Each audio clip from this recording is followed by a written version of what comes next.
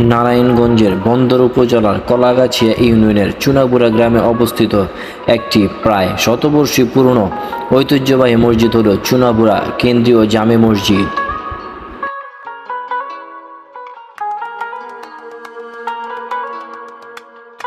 জানা যায়, বন্দরের চুনাগুড়া এলাকার হাজী আলী মুন্সি নামে এক ব্যক্তি বাংলা 1332 সালে ব্রহ্মপুত্র নদের তীরে পুরান ঢাকার তারা মসজিদের আদলে চুনাগুড়া মসজিদটি নির্মাণ করেন।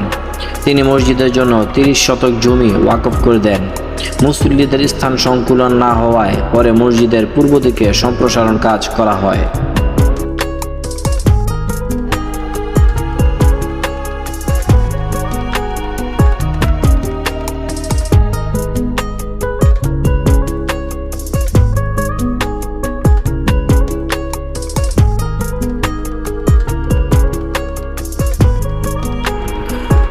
শতবর্ষী এ মসজিদের পুরনো মডেল ঠিক রেখে মসজিদটি অত্যাধুনিক করে নির্মাণ করার পরিকল্পনা গ্রহণ করা হয়েছে। জানা যায়, 4 তলা বিশিষ্ট মসজিদ কমপ্লেক্সের নির্মাণ ব্যয় ধরা হয়েছে প্রায় 10 কোটি টাকা।